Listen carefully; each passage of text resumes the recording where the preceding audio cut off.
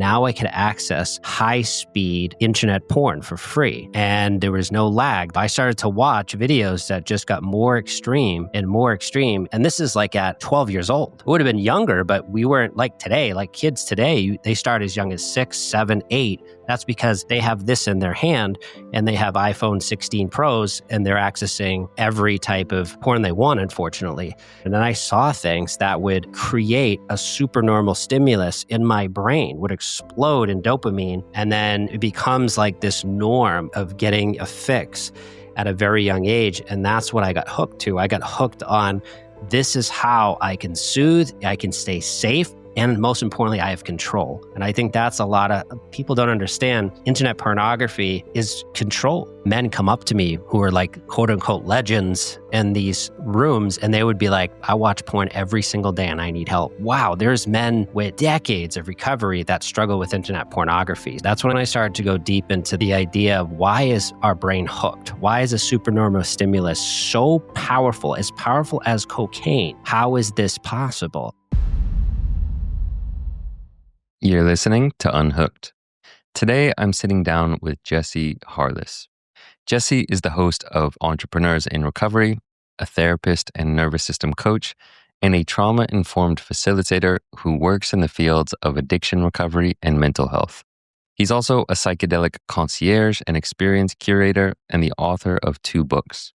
Jesse's story runs through early coping behaviors, internet porn, substance addiction, arrest and recovery, and eventually towards integrative healing and service. His work is highly relevant to anyone navigating porn addiction, compulsive behaviors, or a personal recovery path.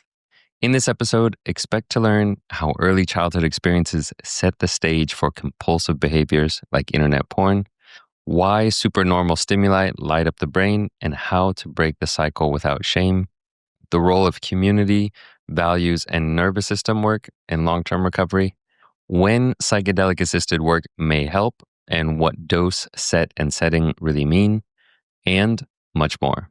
If you're looking for structured support in your recovery, check out my group program, Unhooked Academy, a program designed specifically for men who want to break free from porn and compulsive digital habits. Inside, you'll get access to a supportive community of men on the same path, guided meditations, structured reflection exercises, and proven science-based strategies for rewiring your brain. It's a place to not just stop the behavior, but actually rebuild your life with confidence, discipline, and freedom. If you've been trying to do this on your own and keep hitting the same roadblocks, this program was built for you. You can learn more at unhookedacademy.com. And now, without further ado, please enjoy my conversation with Jesse Harless. So hello, ladies and gentlemen. Welcome back to another episode of the Unhooked Podcast. I'm your host, Jeremy Lipkowitz. Today, joined by another fellow podcaster, my brother, Jesse Harless. Jesse, welcome to the show. Hey, Jeremy. Thanks for having me on. Good to have you here. Jesse, you are the host of the Entrepreneurs in Recovery podcast. You are also the author of multiple books, one of which is called If Not You, Then Who? I'm curious to know where your story with addiction began. What was kind of your first memory of addiction? The first memory of addiction. Well, I'd say the first memory of addiction would be probably sucking my thumb. That was the number one coping mechanism as, a 3-year-old, 4-year-old, 5-year-old. And I sucked my thumb up until I was 10 years old. So it became something that even past the age of, typically when you see someone sucking their thumb, I still did it because it was, there was a sensory comfort that was self-soothing. And so it brought me a lot of relief. And from 1 to 10, life was really stressful. So it really made sense that from 1 to 10, I utilized thumb sucking as a way to self-soothe. And, I would say that this might sound funny as an addiction to people, but my definition of addiction is pretty simple. So, anything you do in excess that can cause problems. And it was causing me issues actually, not because it was bad, it's because society doesn't accept that. So people would, If someone saw me sucking my thumb at 8 or 9, I would get harsh criticism from my brothers. So the thing that was soothing me, I had to stop because that wasn't a norm. And so it became a problem. It was embarrassing. So that was the start of probably some shame, and definitely was the start of losing a really powerful coping mechanism that I replaced with many other coping mechanisms later on. Mm. Yeah. What were some of those ones that, like, where did it lead?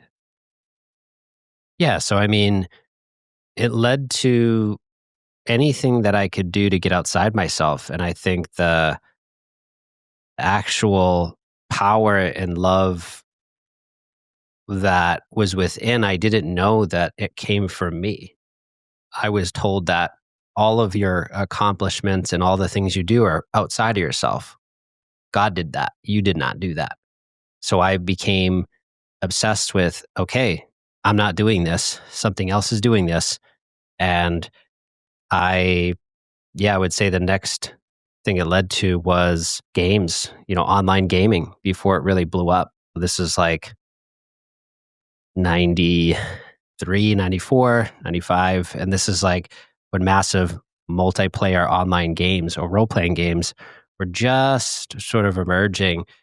I get into some of those games and they were with other people, but ultimately it was because the characters I could create in the game were actually what I wanted to be, that I couldn't be in my own life because there was a lot of stuff happening. It wasn't because I was lazy. It was because there was a lot of stress, a lot of cortisol in my body because of the household and what was happening. So, these are ways. What was happening in your household? Well, just so like the listeners can understand, like I grew up in a single parent household. And so my dad he left at 3. He had problems with alcohol. He had problems with cocaine.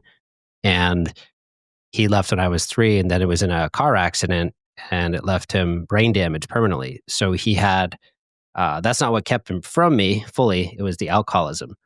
But there was a lot of trauma with not only him leaving, but not contacting me for the whole time until he died, which was 17 years later.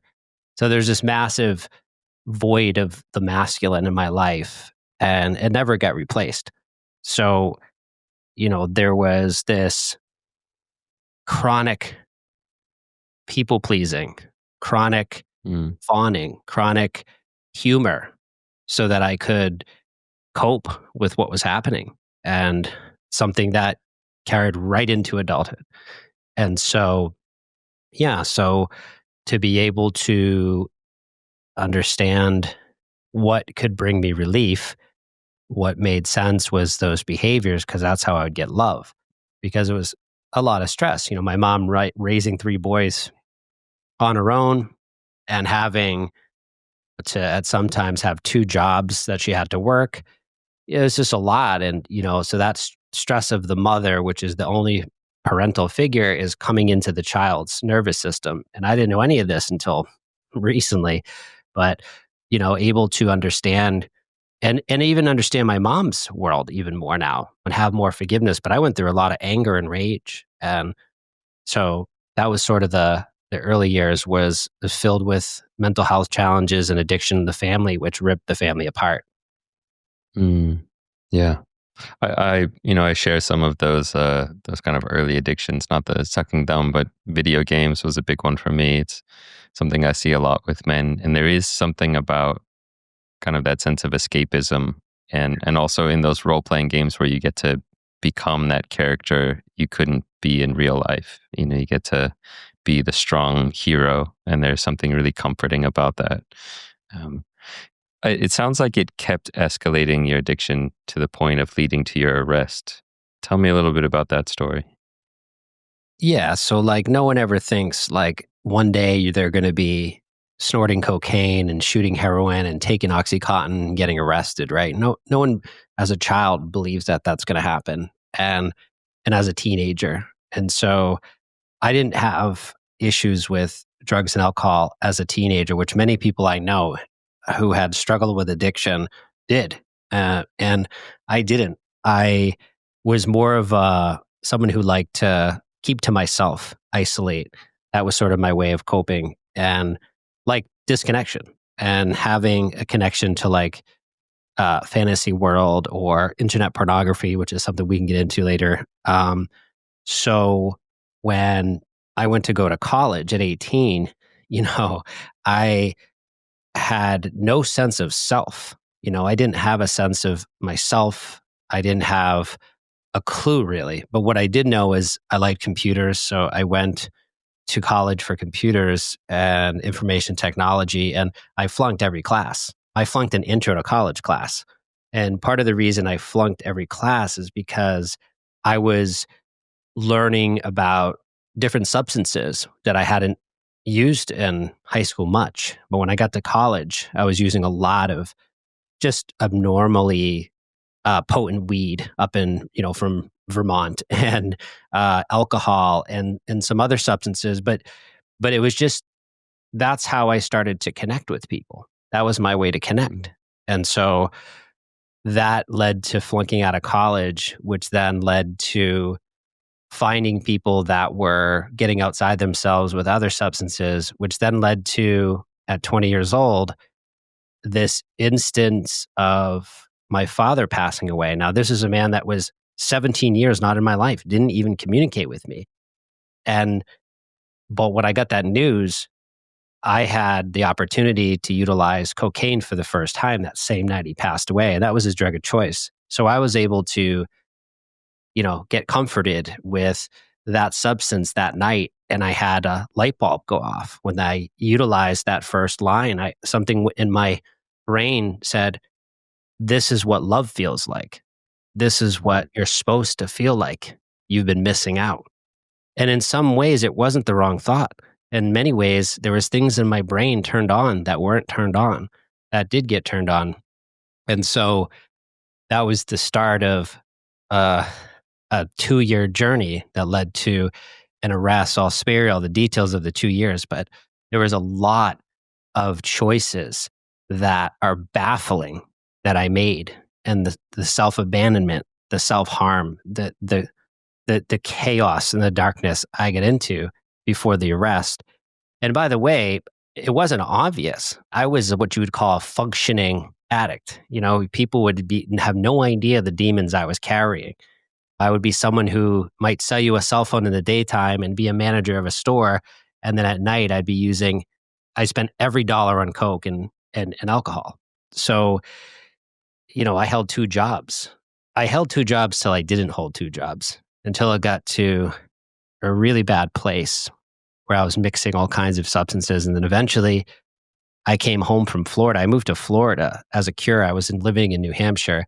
I moved to Florida to try to solve my opioid problem, just to get right into the pits of hell, which in 2005, that was like one big pharmacy, Florida. You could get anything. And so I came back home because I had an experience where I went into hallucinations. I had used so much cocaine and mixed other drugs. I was having hallucinations. I thought I was going to die, and I let myself die instead of asking for help. I let myself go, and of course I didn't die. But that's when the gig was up. I came back. I drove all the way home in my car, 23 hours. I drove home. And then within 1 week, I got a call that there was federal agents in Florida for my arrest. And I had just gone back to New Hampshire. And so I got spared by God, and I got spared by divine timing to go home and have some time before they came back to New Hampshire to finally arrest me. Wow. What was the arrest for? It was ordering ordering prescription medication through the mail, getting it shipped. And yeah, it came through the post office, which is a federal building, a federal office, federal building. And the package was seized. And, I had been finding a way to self-medicate myself through different opioids, and there were prescription, but I obviously didn't have a prescription. These were coming from Mexico.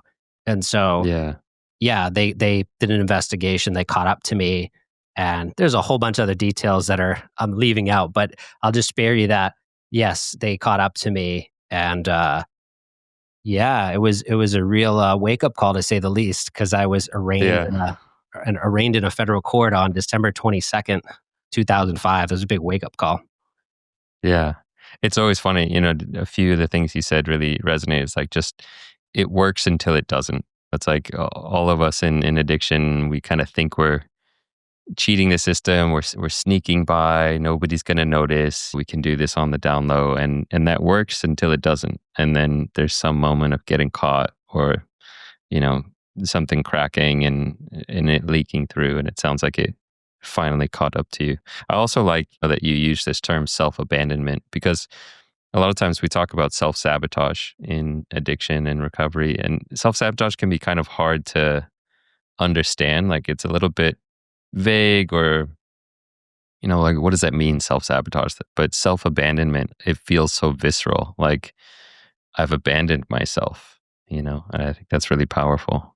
Yeah, because obviously the abandonment wound was big, right? The dad leaving at 3 was a big abandonment wound. And then it would happen more than once. So it happened with 2 other significant men in my life within an 8 years period after that. So that self-abandonment is the ultimate. The self-abandonment is like the worst, because at least when I was numbing out and I was finding ways to feel better, that was some relief. But when I was abandoning myself totally, that's when you're at the end. That's annihilation. And that's where I got to. Yeah. When you got arrested, was that your wake-up call that changed everything for you? Or what was the moment where internally you woke up? So, yeah, to put it, the arrest was kind of a big deal. It was enough to catch the attention of a really powerful prosecutor, wanting to make an example out of my case, so that these types of cases do not happen in New Hampshire. And so I was going against a federal prosecutor that was known as the Pitbull, and he really wanted to make sure that I paid the price. So as a result of this, I knew that was true. And I knew that because of some different sources I had to know about that, his intention was to put me away. And because of that, the fear. Now, I was on federal probation too, so I had to obviously have urine analysis multiple times a week. I was required to go to AA meetings. I had this whole paper signing thing, but the fear of me going to federal prison for 7 years was like, it was so unfathomable that it caused me to dive deep into scripture, deep into books, deep into 6 a.m. Bible study every Wednesday, no matter what. Sunday church, AA meetings, sponsors, studying the steps. Like, I went all in extreme, and that's not normal. That's not usually what happens. But I felt that and knew intuitively that I was going to jail. I could feel that they were not kidding. And especially the sources I had telling me the conversations with the prosecutor, which, by the way, the prosecutor actually passed away not too long ago. So rest in peace to him. But I want to say he went to my high school, which I didn't know during the time of the trial. But he actually went to the same high school as me, which I say that to say, you never really know what is, even at your worst, how this thing feels set up sometimes. Because if this guy did investigated my past and saw that I went to the same high school as him, because I couldn't figure out why I got off. There's obvious things of like, oh, you're a white male with no prior charges, you're going to, have privilege. But yeah, maybe. But also the fact that the judge also had a person in his life in recovery that was close to him, which I found out later. And I found out later about this prosecutor going to my same high school. So I just say all that to say there is miracles that happen that you really can't script. And so, yeah, that was my all-in moment for sure when I was facing 7 years in federal prison. It wasn't a theory. It was like, I had people in my life that were former chief of police and people telling me like, we don't know what to tell you. We've tried to talk to people about this and advocate for you, but we don't know what to do for you. So I was like, oh shit, this is real. Like this is going down. Yeah. It's so interesting. There's this, it's almost a conundrum because in some ways it sounds like it was a blessing that you had this fear of going to prison for 7 years that enabled you to really take your recovery seriously. And the reason I say that is that I know a lot of people who are in their addiction, but the consequences are just, they're so subtle, they're mild, they're high functioning and they can kind of get by and it's not yet bad enough to give them that motivation to really dive into their recovery and take it seriously. And sometimes these rock bottom moments, these really things that can bring about a lot of fear can actually be strong motivators to change. And so it sounds like it was that for you. Yeah, I think for me it had to be because of my nervous system. My nervous system is one of annihilation in extreme and that's what I've healed now, right? I've healed that over the last 19 years. It's still in the process of healing, but I've healed a lot of that absolute fight or flight, annihilation, even ways to get love that way, very unhealthy. I've been able to work on that, but it going down like that makes a lot of sense for my nervous system. And obviously I've used that as an entrepreneur in my benefit too, to take risks and sometimes are not always great outcomes and some are really powerful outcomes. So there's good and bad in that, but understanding that for me, that's what I needed. Because I've coached entrepreneurs who are in recovery that they manage their addiction, they still utilize their addiction, and they manage it. Like there's all these, there's a scale, right? That's extreme addiction, the fentanyl addict that is shooting fentanyl, all the way to the billionaire who is regularly abusing ketamine, and it's just there's just a spectrum, right? Yeah.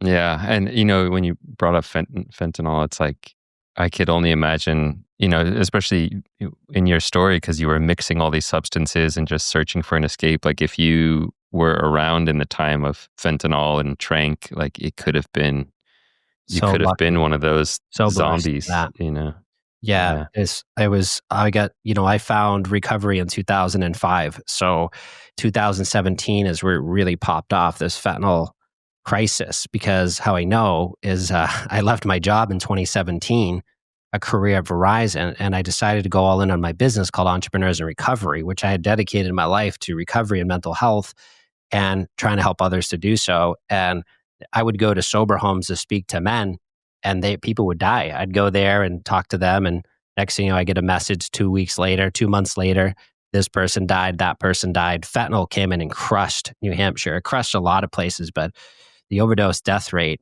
I think it was number one in New Hampshire for, someone can fact check that, but 2017, 2018. So yeah, that's the crazy part is I get out in 2005 and in many ways, what a blessing. And, I still consider myself in recovery. I haven't touched alcohol, and this doesn't make me better than anyone, but I haven't touched alcohol in almost 20 years coming up in December. And I haven't touched cocaine or heroin or Oxycontin or any of those things since 2005 as well. But I have utilized psychedelics, which has caused a whole bunch of controversy in my life when I decided to utilize those 4 years ago. So I went 15 years abstinence, 100% mission of abstinence. And then 4 years ago, utilized psychedelics, which opened up a whole can of worms. Yeah. Yeah.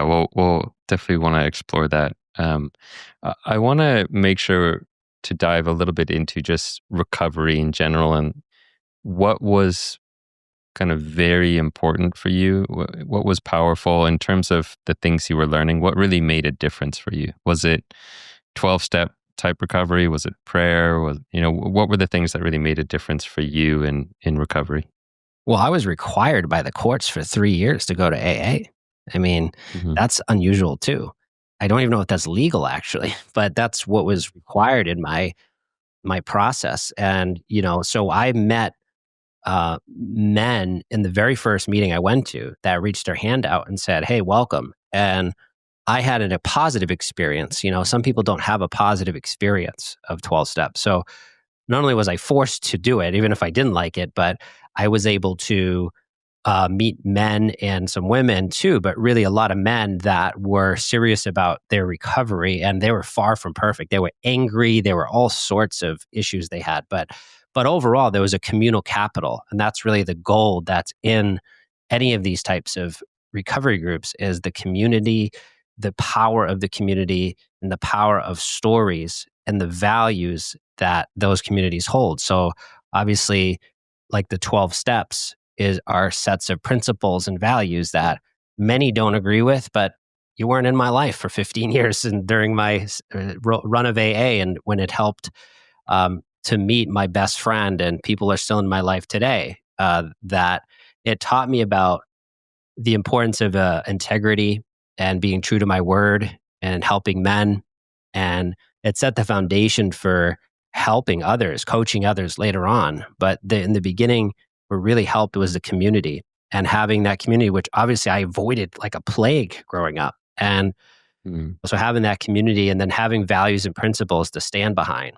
And those values and principles came through men who provided mentorship to me early on. I had mentors right away. I had a pastor who was a mentor at 22, because they had me on like suicide watch. Like they didn't know if I was going to take my life, because I was facing, it was such extreme. And so I had a pastor I was being mentored by weekly, and we would read books together, like the book on boundaries and A Purpose-Driven Life. It was Christian. So, right, you have these Christian books, and the scripture verses I would memorize and speak out loud. Because another thing that I didn't mention, that was a huge part of my first 9 years of recovery, was panic disorder. I had panic attacks on the regular. That was a really challenging endeavor to go through. And that's a whole nother side tangent. But so the recovery process wasn't just drugs and alcohol. That was the solution, drugs and alcohol. That was like, oh, thank God, this life is effed. I need something to soothe. And that made sense. It was taking that away that didn't make sense. Now I have to go and figure out what happened at 3 with my dad leaving and not calling me for 17 years. What was the deepest wounds and grief that I have? That's what happens in recovery until it doesn't, right? We cover up with food or other addictions, sex. We find cross addictions to replace those original addictions that were taken away. So I would say the first is community, followed by values and principles, mentorship, all the things I just needed that I didn't have when I was a child. And it wasn't that they weren't available to me. It just didn't make sense to do it. It didn't make sense in the household. Right. Yeah. There are things that are easy to avoid, because, it's just easier to sit alone in your room and play video games or isolate, rather than going and seeking out community. Yeah, because you're safe, right? My single mom is like, my son is safe. He's here. Like, it made a lot of sense. And I easily could have done the opposite, which would have been with my closest friend, Pete. He was shooting heroin as a teenager. He was outside the house doing all these things. So that could have been me too. But I chose to just be more isolatory because of my nervous system. Mm-hmm. I know you've talked with me and been open about kind of porn also playing a role in addiction for you, and it was something that you used.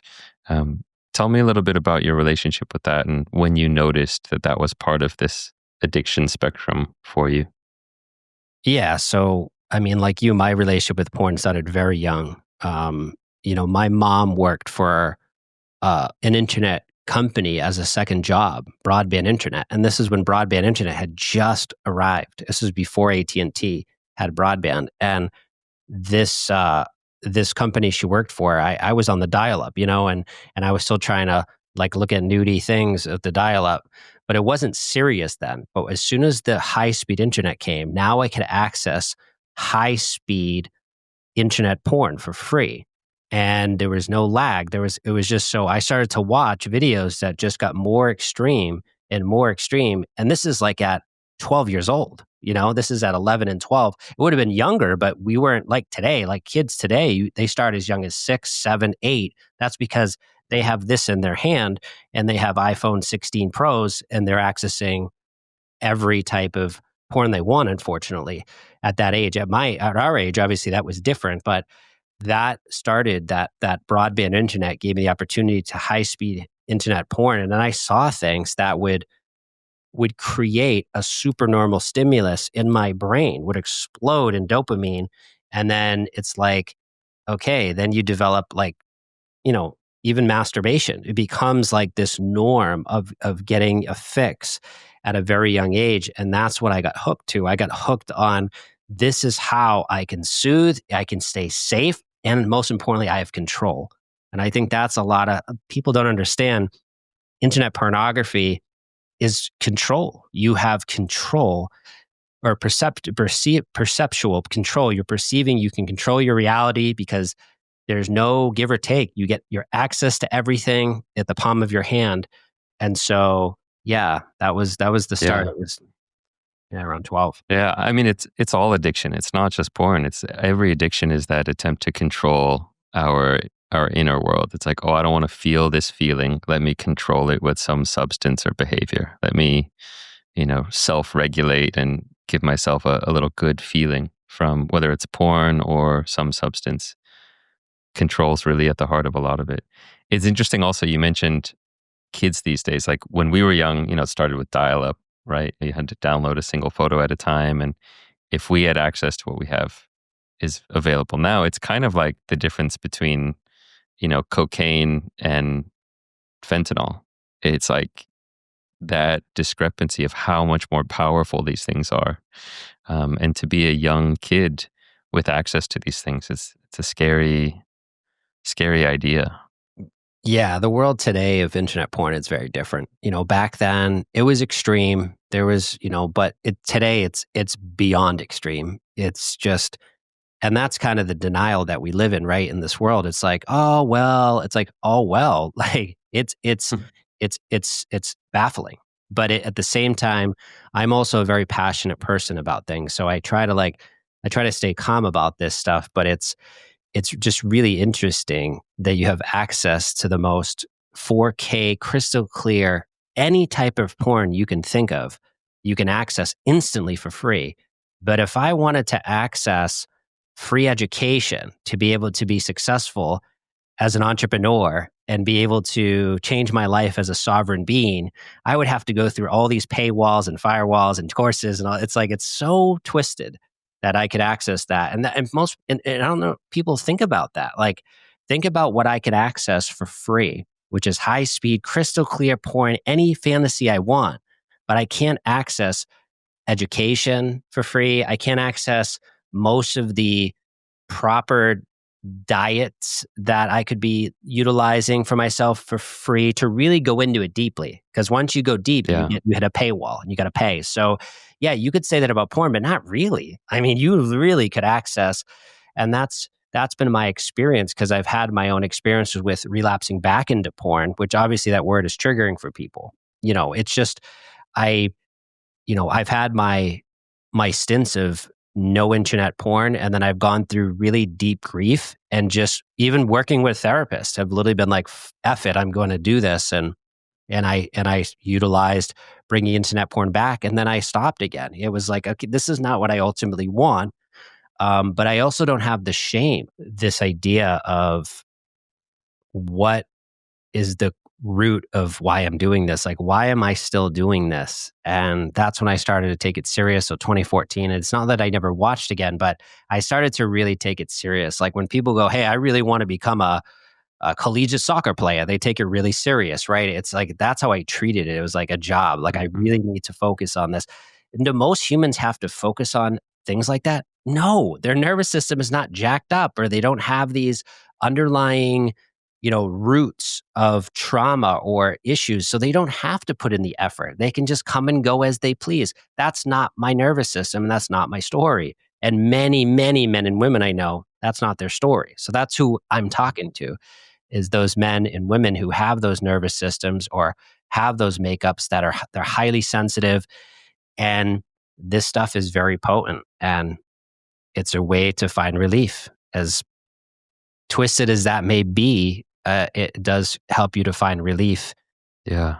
Yeah. And thank you for your honesty also that it wasn't like, oh, okay, I recognized I was addicted to cocaine and alcohol and I stopped doing anything addictive. Never watched porn, never did alcohol, anything. It's like, it's peeling back layers of the onion. And sometimes there's different times for different, examining and exploring different kinds of addiction we have in our life. And it sounds like porn was one of those ones where it's like you had to revisit and say, oh, okay, what's my relationship with this? Well, I was also around men with 20, 30, 40 years of sobriety from alcohol who I would speak at meetings and I would say my recovery of internet porn in my story. I would kind of add it, especially with some of the steps where you talk about sex. I would have men come up to me who are like quote unquote legends in these rooms, and they would be like, I watch porn every single day and I need help. And that's what started to really build my self-esteem, that I'm like, wow, there's men with decades of recovery that struggle with internet pornography. So that's when I started to read. That's when I started to self-educate. That's when I started to go deep into the idea of why is our brain hooked? Why is a supernormal stimulus so powerful as cocaine? How is this possible? And so, yeah, so it's like, thank God for those men too that were honest with me and came to me in private, and which I'm sure you've experienced, and that really helps your own recovery, because you're like, this is not just about me anymore. This is about me understanding this for other people too. Yeah. Yeah. And for some reason, porn, it is one of those, it's really tricky, even for people with so much experience in recovery from drugs and alcohol or substances. Porn is this one that's really tricky because of the way it's normalized, how accessible it is, and the fact that we are such sexual beings, and that's a beautiful part of who we are, that it's very intrinsic to our nature. And so it really can hijack our nervous system, our biology, and it can manipulate us into thinking, oh, this is a good thing for you. There's nothing wrong with it. It's just sex. And it can be a blurry line of what's healthy sexuality and what is not so healthy or not so skillful.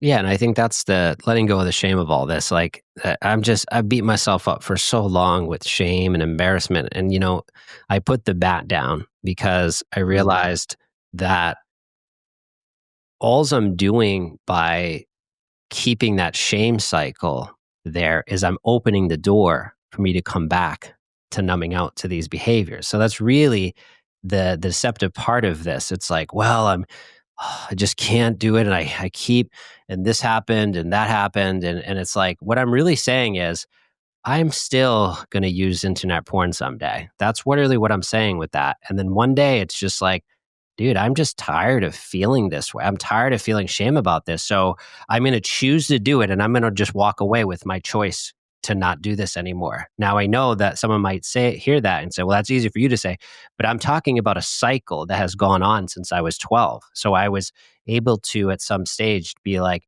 you know what? I choose not to do this now. And then when those cravings came up to do it, it was true what people said. Oh, I feel hurt right now. I want to go and utilize something outside myself that I've used since I was a child. That is the cycle and the pattern I'm going to break. So all of a sudden, when that happens and I have this, I'm alone, I have this opportunity, instead I go, I'm not going to do this. Even when it just hurts to not do that, I say, I'm not going to do that. And then what I do is I break the cycle, I break the pattern. And then I'm able to go and utilize a different habit, and some of those habits have been cold showers. Some of those, I took cold showers to the extreme. That's why I wrote that little book, is because I get extreme in things, and that's kind of how I can operate.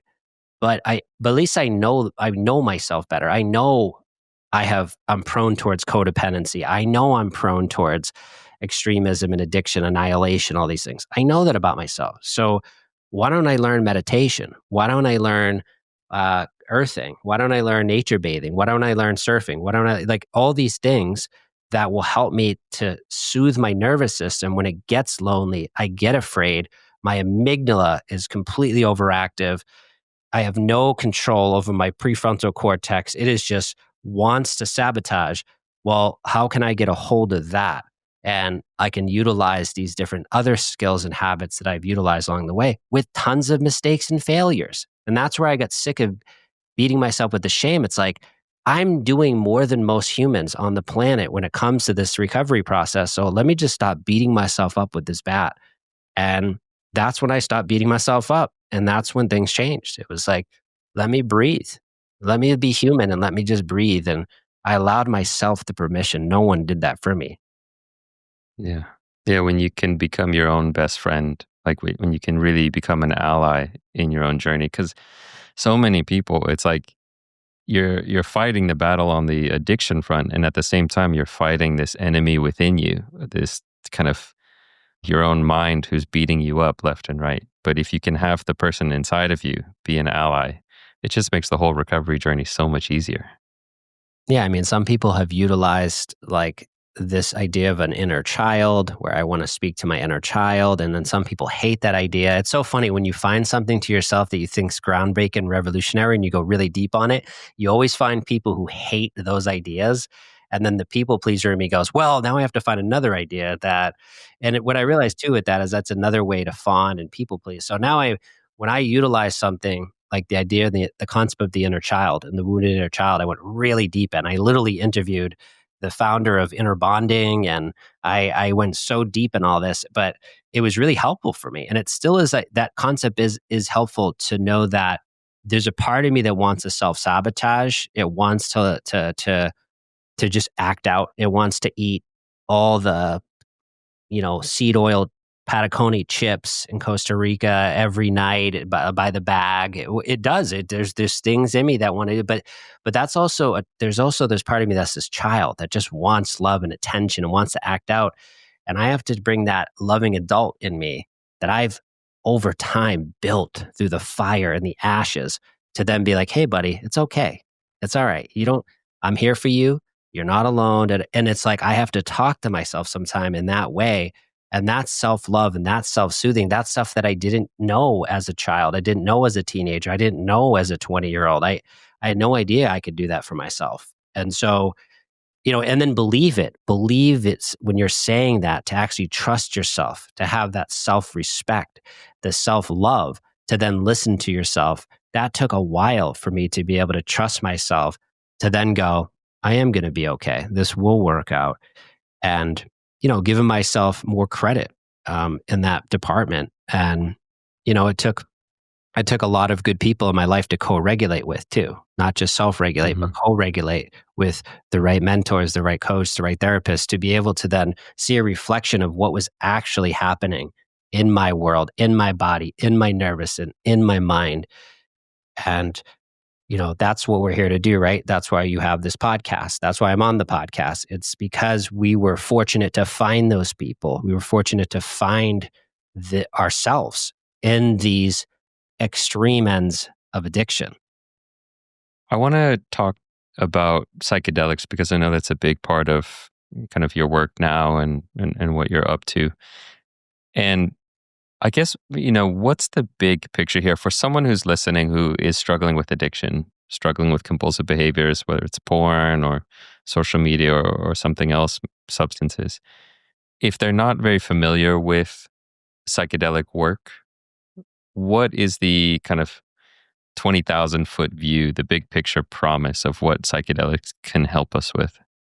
Yeah, that's a great question. Great way to frame it. I think that the longer that I study psychedelics myself, meaning that I have my own set of sort of standards for myself of how can I speak about something if I've never done it? That's really important to me. That's a really part of integrity for me to speak to something I've never done. So what I've made sure that I've done is if I was going to speak to something, especially a psychedelic, that I had utilized it and utilized it more than once. And I haven't used all psychedelics and I haven't used all of them more than once, but there has been many that I've used many, many times in many different settings with incredible facilitators. And what I've discovered for myself is that these psychedelics hold this potential to transform the world of addiction and mental health. And I don't say that mildly.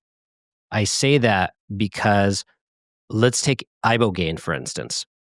Ibogaine is now making its way towards legality in the United States, starting with Texas. It's going to be a slow process, but it's starting. And ibogaine, for someone like me who struggled with opioid addiction, who overcame it without ibogaine, to know that that would be available as an option when I'm literally killing myself, literally with the amount of substance I'm putting into my body, to know that there would be another option for me that I could utilize, that with one dose, 1 week of care, I could overcome a fentanyl addiction or an Oxycontin addiction. That's pretty amazing. And so I think the conversation about psychedelics is a really important one. And it's also important to do your research and understand that each psychedelic has a different use case and they have different potencies and effectiveness based on dose, set, and setting. And if you don't know those 3 words, I probably would start there. Start there with your research about that. Then go into the clinical studies happening and start following Instagram accounts and different people who own ibogaine centers or who own, and obviously they're for profit, so there could be some conflict of interest, but do your own research and then start to have the conversations. And then if you choose to do psychedelics, do all the research you can. And then once you have that research and you go, this is the path I chose. It's not for everyone. I was really surgical before I ever did a psychedelic because I had 15 years of abstinence and I built an identity on abstinent sobriety. My ego was built on abstinent sobriety. I built a business. I wrote a book.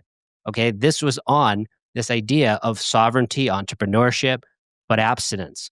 And so when I utilized psychedelics when COVID hit, that nervous breakdown I had actually, because my identity was being completely disintegrated after 4 years of research before I ever touched the psychedelic, that was the start of the rebirth, being awakened again and starting to realize that there's depths of my grief that I've never even came close to accessing until I utilized certain psychedelics with dose, set, and setting in the right context with a trained guide. And so this is a conversation that is a big one. And I would say that that's what I would start with and then go from there. That's what I would start. Yeah. Yeah. Yeah. I mean, I think you said it so well. Like, first of all, if you're not familiar with these things, do your research, start looking at some of the research, some of the people who are doing this work out there, the clinical studies. But the promise of it, and this is true for me as well, I've been a long time proponent of psychedelic work. They're just really powerful tools for going deeper in your recovery, for unlocking certain things that have been hidden. They're not without their potential downsides and pitfalls, and you got to do it carefully, but they have the potential to be really powerful. If you're plateauing, if you're stagnant, if there's something, that's not working for you in your recovery, these things can potentially unlock stuff. And it's a huge topic, and it's so hard to even talk about because it's ineffable in some ways, but they can be really powerful.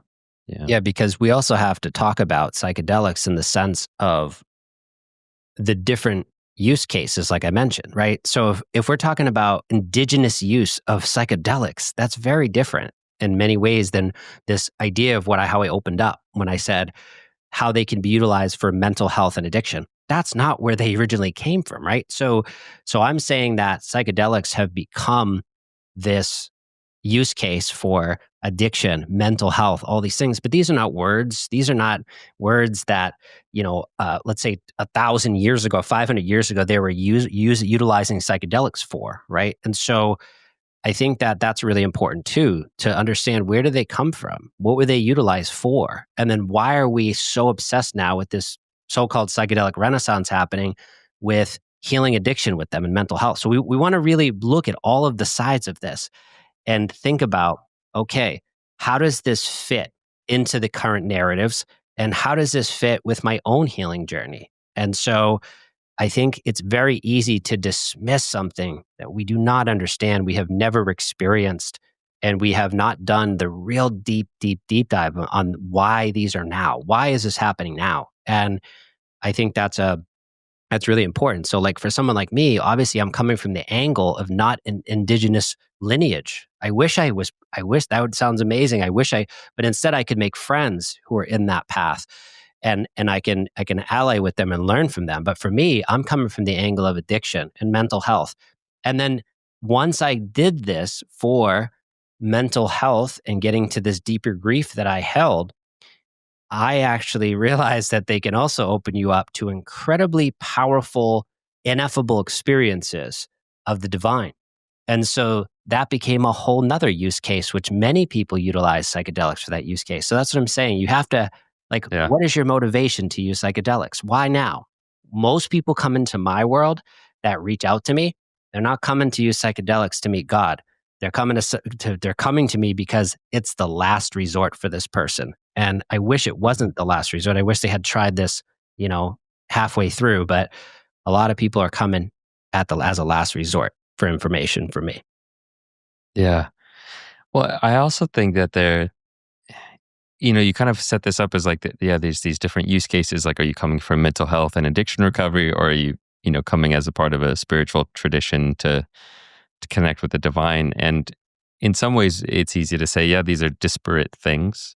But also, I think they're more connected than we realize, in the sense that a lot of times addiction is about a lack of connection to something greater, to that, sense of, and I'm not a religious person or even a very spiritual person, but to that sense of interconnectedness, to the sense of, spirituality, whatever that means for each individual person. And so I think for me, it makes so much sense that there is a connection there, that when you start to do some of this work with psychedelics and start to realize your connection with the universe and your connection with nature and the divine, whatever that means to each person, that can start to heal some of the underlying issues for why we have these addictions in the first place.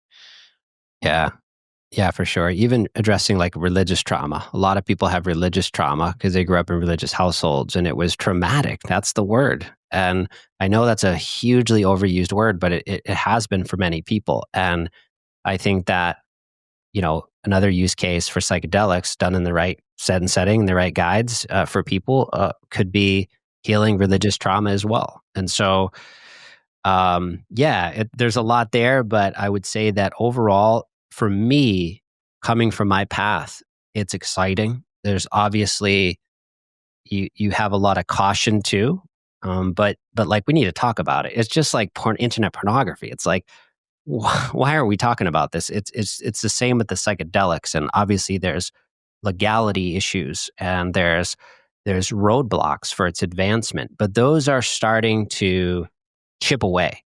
And so let's be prepared. Let's be prepared for what's coming and what's already here.